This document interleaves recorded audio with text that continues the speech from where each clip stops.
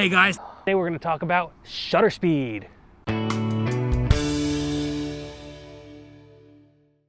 Okay, first of all, I wanted to explain I messed up. I lost all my audio due to a phone call I was recording. I used my phone to record audio, so moving forward I will start putting it in airplane mode.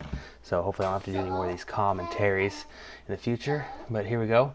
I'm going to view the video and kind of commentate while it's playing, so it's kind of hard listening to what the horrible audio I'm trying to say is in the headphones while I record, so bear with me. Here we go. I'm talking about shutter speed, by the way. So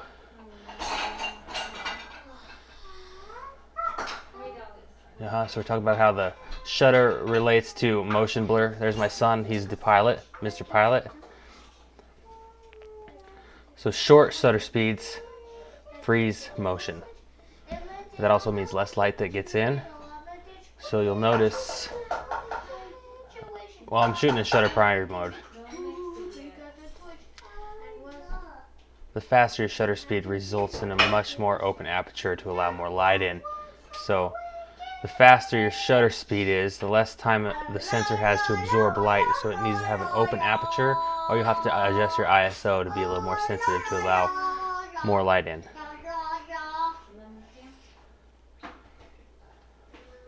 So we're going to take a picture here, and slow. Here we go. Boom. ISO 250, f 2.8, 125, 1/2500th of a second. Look like the motion froze pretty good. There, you don't really see much movement of the blades. It gives kind of an unnatural look. So we're going to bring it up a little bit here. Oh, don't hit me, I was saying. So boom, so there's 1/2000th of a second. Even at 1/2000th of a second, it didn't freeze the motion. Those things are spinning fast. So I think we're going to jack the shutter speed up more, make it even faster. We're trying to freeze those propellers. There's 1/3200th of a second. You still see a little motion blur there. So there's 1/3200th of a second again. We just adjusted the aperture to allow a little more light in because that was a dark photo, but I adjusted it in post, so it's all good.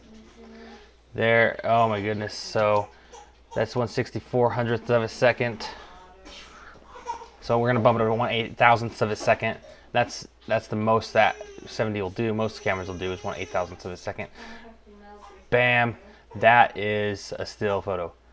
Those blades are stopped, so the ISO had to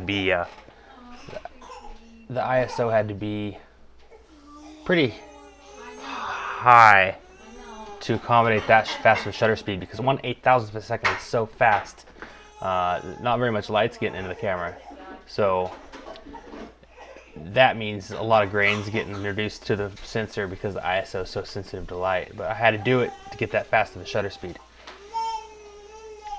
So we're bringing it back down. You see a little motion blur. I like that amount of motion blur the best with these kind of propellers, helicopters, planes, all the propellers. You want a little bit of movement so it doesn't look so strange.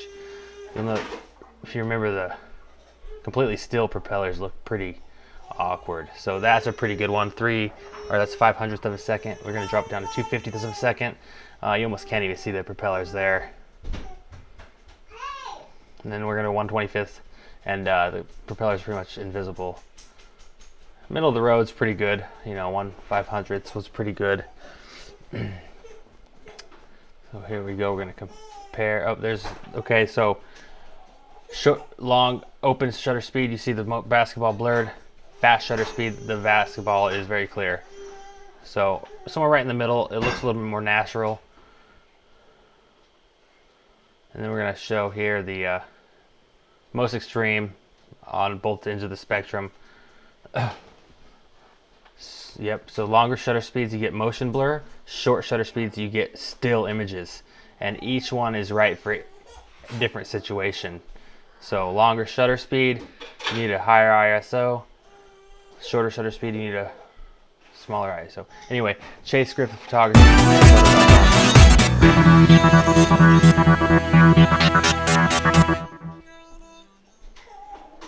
Thanks for watching. and hopefully next time I won't have to commentate. See ya.